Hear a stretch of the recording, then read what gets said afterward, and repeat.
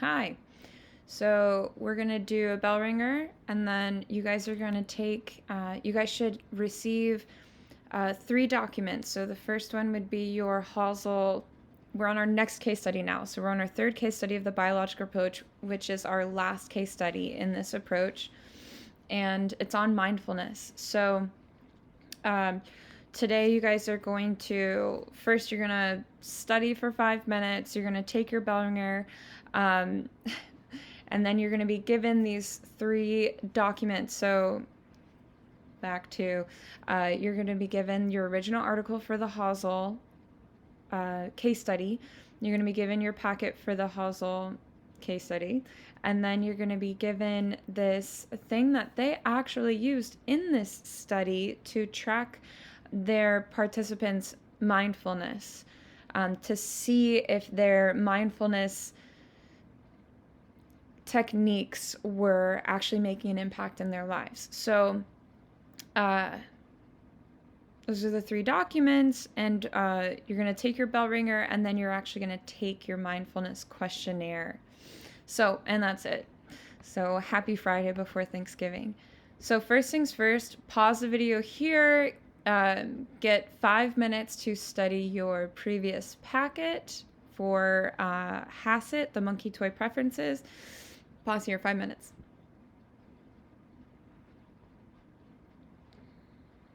Okay. Now that you have studied, let me choose your bell ringer for today. Oh, HACCP. I'm not going to give you this one because it's pretty hard. If you remember from one of our previous PowerPoints, I had like check your understanding and to identify features of the sample. Well, that was a bell ringer that I used to give, but because it's so complicated with the monkeys, there's like an original amount and then a new amount and then a final number. But by the way, you could earn 1 mark just by saying rhesus monkeys. I gave you this one. I think I also gave you this one.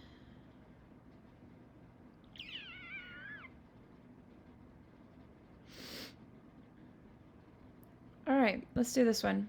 Outline 1 conclusion of the study for 2 marks. So 2 marks for a detailed conclusion, and then 1 mark for a brief or partial conclusion. Pause the video here, 5 minutes.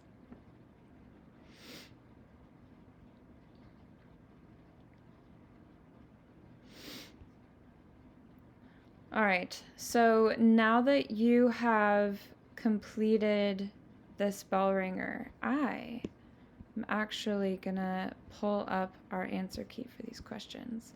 And we'll go over it. Don't worry, we can go over these. Honestly, if you have questions about any of these questions, please post it in the Teams in our channel, and then I can answer them for the whole class. Do you see? So the sample, remember, so you could get a mark for rhesus monkeys, but if you just said monkeys, it would be 0. You could say multi-sex group, which is funny. Yeah, they're males and female monkeys. You could say the whole group lived together for 25 or more years. They were at the Yerkes Institute. And then this is where the numbers get pretty funny. So 135 total. You could break it down by sex. 61 females, 21 males. But it would be best to just memorize the final numbers. So there were 23 females and 11 males. And by the way, if you said there was a total of 34, that would be a 1 mark response. But if you broke it down by sex, 23 females, 11 males, that's 2 marks. You actually get 1 mark per group there. This was your previous one, by the way. So this is just an example answer. In the study, boy monkeys were found to play with the wheeled toys more frequently and for more longer duration than the female monkeys. So that would be your finding, and then how it supports the assumption. This supports the assumption that biological systems, such as your sex or your hormones, influence behavior. So our assumption, remember, is that biological systems influence our behavior, influence our emotions, influence our thoughts. So if you just said this supports that biological systems such as sex or hormones influence behavior, and you're saying sex or hormones because that's what the study is about, so you're tying it to the study.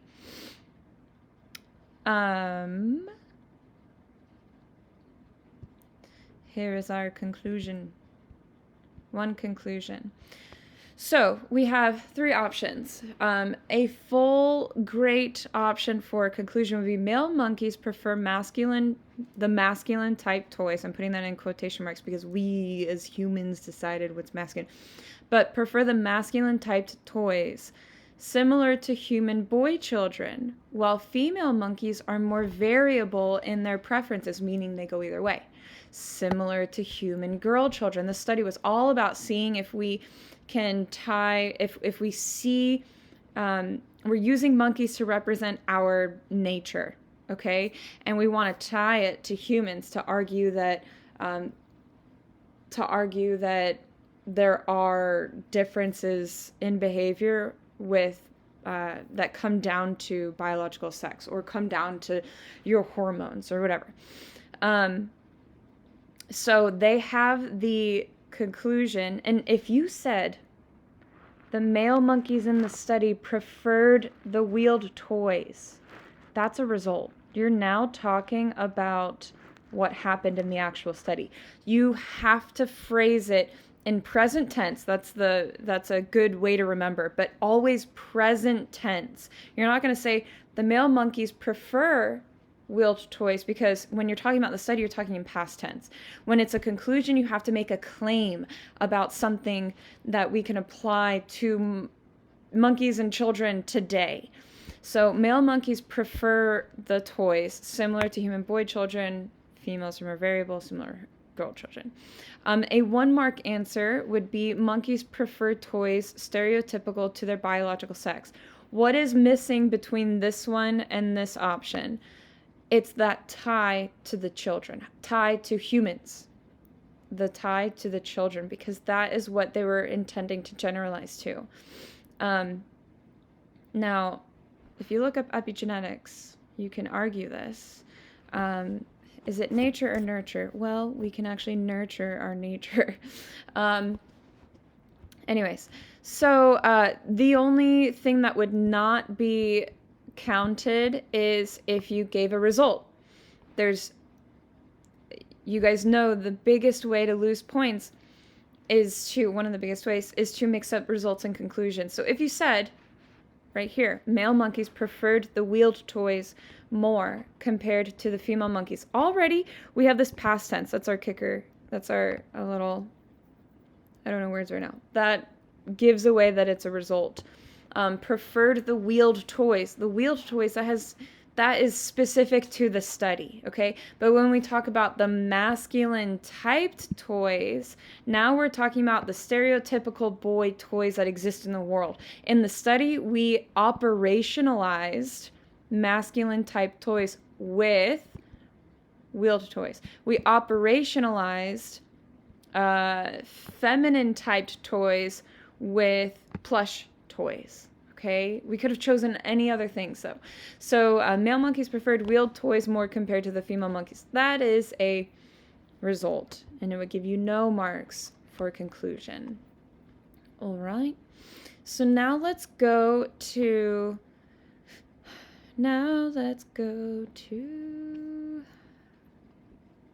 our 5-facet mindfulness questionnaire.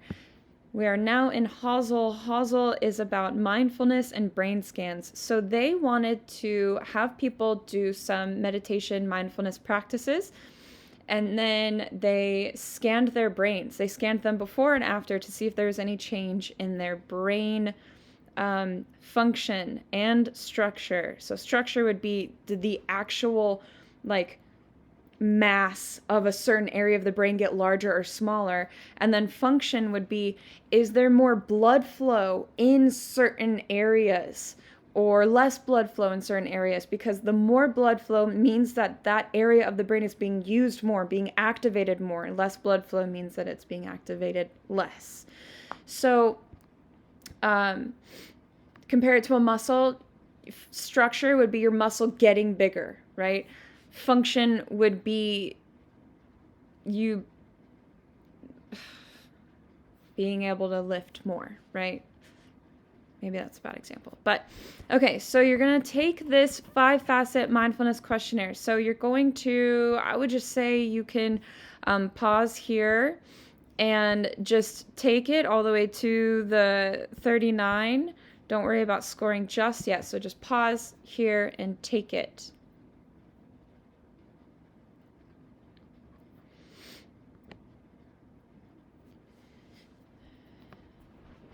All right, now that you've done this, so you're going to hold on to them and we're going to grade them together. So notice how with each statement, let's back up. So 5 facets. They're studying 5 components of mindfulness that they've decided. They say that they decided that mindfulness comes in the form of 5 different categories. And these are our 5 categories. Your ability to observe, your ability to describe, your ability to act with awareness, your ability to be non-judgmental, and your ability to be non-reactive. Those are the 5 categories of mindfulness that they chose. And if you see here, OBS stands for observing. D stands for describing. NJ stands for non-judging. And this R stands for reversed. So what are we looking at here? We're actually looking at them, I think it would be called counterbalancing. Is that what they call it? It might be a different word, but I think it's counterbalancing. Counterbalancing the scoring. So when you take a questionnaire and you know that all of the ones on the left are 1s and all the ones on the right are 5s, you tend to answer in the same or similar columns. And if you see a question or a statement and you disagree with it, but all of your other answers are like in the 4-5 range, and you want to answer one on this, but you're like, well, all my other answers are in 4 or 5, so let me just like give it a 2. We kind of tend to do that. We kind of like want all of our answers to be together, especially when it's about ourselves. So they did this counterbalancing where I think what they called it was reverse scoring. I don't know, figure it out, read, let me know if I'm wrong. But so on some of the questions, it scored 1, 2, 3, 4, 5. On some of the other questions, they did reverse scoring 5, 4, 3, 2, 1. So that your answers would kind of be all over the place. And you wouldn't try to lean left or right unless you figured it out and you're like, I'm good. I'm sure some of you did figure out the numbers there. But visually, we want people to be as honest as possible. So this was actually a control, and this controlled the extraneous variable of participants answering more on, one side or another. And it allowed them to answer more honestly, which made their data more valid, more internally valid. So each of these represent one of the facets. The R, so NR stands for non-reactivity, but the -R stands for reverse scoring, and that's where the numbers are reversed. So when you add up your numbers, you're going to add them all up, and so you can add them all up together, and that'll give you your total that you'll put here. And then you have to break it down. by each category. So go, and these are all the questions that are observing. These are all the questions that are describing. So you're going to add up your scores in each of those categories and put your totals for each category here. And then you can do your average here for each category. So remember how to do average. In this average, we are talking about mean. Remember, there's mean, median, and mode, but they're doing mean here. So, and mean is the way that you would normally calculate average in the United States. So you would add up your number, and let's say that, 1, 2, 3, 4. Let's say your number was 30. Okay, so then you have how many items are there? 1, 2, 3, 4, 5, 6, 7, 8. So you would take your total, divide by 8, and then that is your average score here. And then your total for the entire thing, you would divide by 39 because that's the amount of questions, and then you could put your score, your average score there. So some researchers divide the total in each category by the number of items in that category to get the average category score. That's what we're doing here. The total FFMQ can be divided by 39 to get your total average score here. In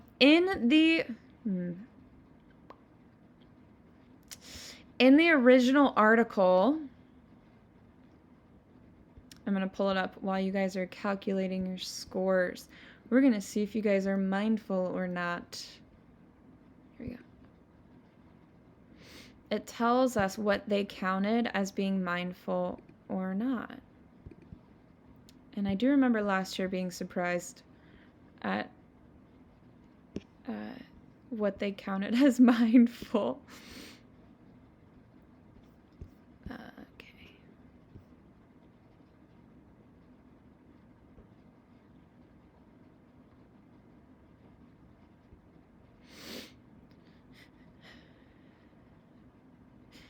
If you look here, by the way, they see how they operationalized each one of these categories.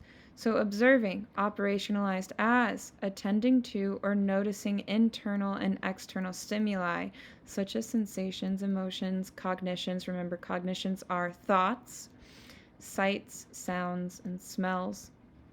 Describing, operationalized as noting or mentally labeling these stimuli with words, etc. So 5-point Likert type scale. So Likert scale is when it's a Likert scale is it's a scale. It's not often to very often. It's not likely to very likely. It's a scale. All right.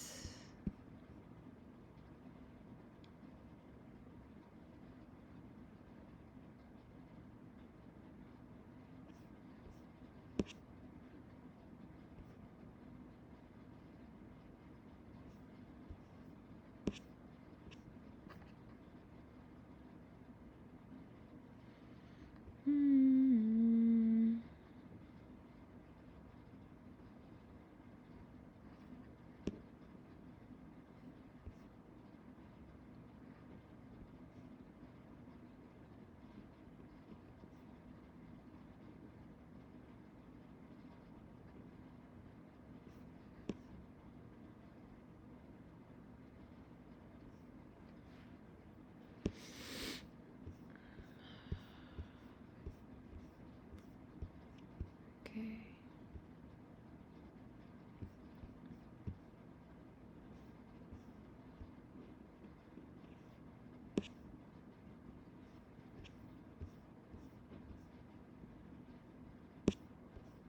This is from the scans. Dang it.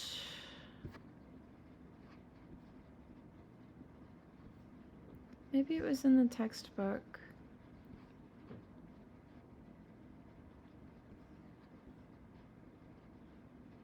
Or maybe it's at the top of the mindfulness questionnaire. No. Let's Google it. FFMQ. Mindfulness questionnaire. What counts as mindful?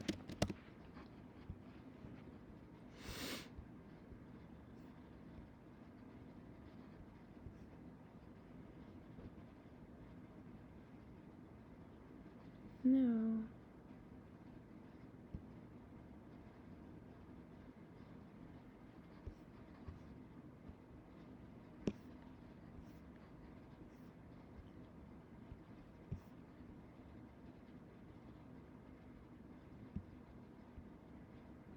Geriatrics.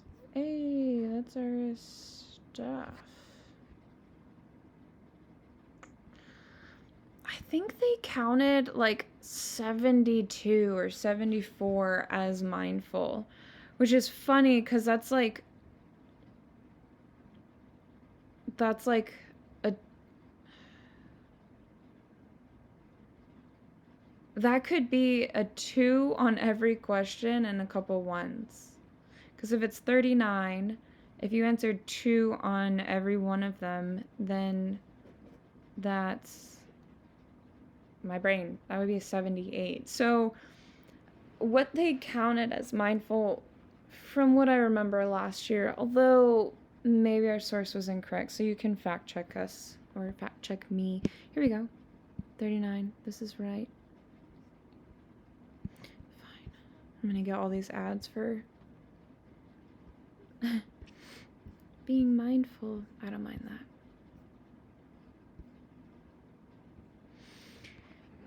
All right. Well, anyways,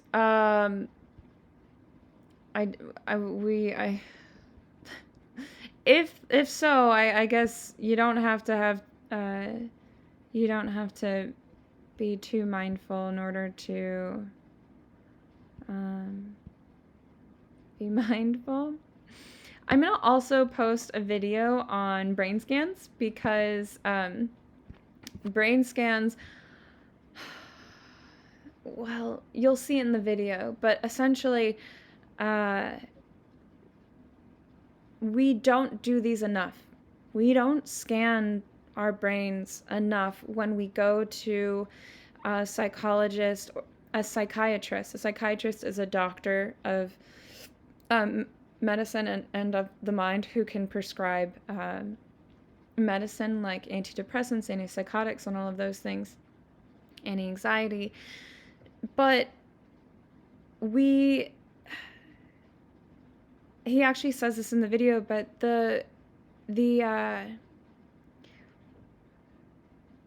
my brain, it's the end of the night. Psychiatrists are the only doctors who don't look at the organ that they treat.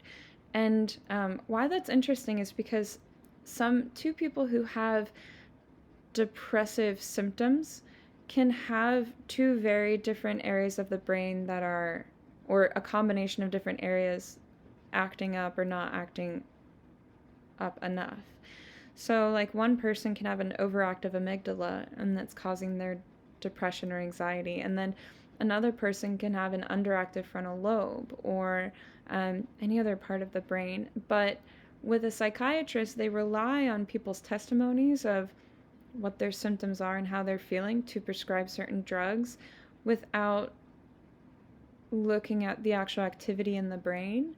And these drugs target specific areas of the brain. They can, and they target specific neurotransmitters. But if they were to look at the brain, they would be able to prescribe drugs that target those areas instead of it being kind of like a guessing game. Because many people, the first medicine does not work. They're the first time. They, maybe it makes them feel groggy or this or that, and then they have to try a different one to see how it works. And it's this kind of this game until you figure out which one is good for you, when we could be a lot more effective with this if we looked at brain scans. So since this is a background day, I lied. I'm going to show you a video. We're going to watch a video on the importance of brain scans. And this case study is the first to use brain scans to show the benefits of mindfulness practices on the brain, which really convinces a lot of people like, wow, they actually do work. It's not just for the hippies. So, enjoy. Please give this to Miss Keating or whoever's in there today so that she can hold on to them, because we will take it again. No, we won't. Well, yeah, why not? I'm gonna give you something actually. So how about so give it to the sub, and then we will take this again after we finish. We'll take it again in the last week before break, winter break. And I'm gonna offer you guys something. I'm gonna show you I have a list of consciousness techniques, they're mindfulness practices, and you can try one to try every day or every few days, and maybe keep track in your notes app, or you can download like a habit tracker. There's a couple fun ones out there. They're really easy. Just search in your app store habit tracker and then track how often you do it. And we'll see if anything changes in 3 weeks. I'd like to say it's optional, but it's really up to you. So yeah, it's optional. But if it could grow your brain and make you more mindful and more compassionate and more empathetic and smarter and calmer and more motivated and all of the things that we know mindfulness does, why not become a super student, superhuman, lovely person that you are? Okay, so I'm going to offer that. I'm going to upload consciousness techniques for you guys to try so you can explore those. You can download a habit tracker for yourself, or you can just create a note in your phone where you track it. And then watch this really awesome TED Talk of a really cool person talking about the importance of brain scans. Boom. Have a great Thanksgiving. Love you guys. See you soon.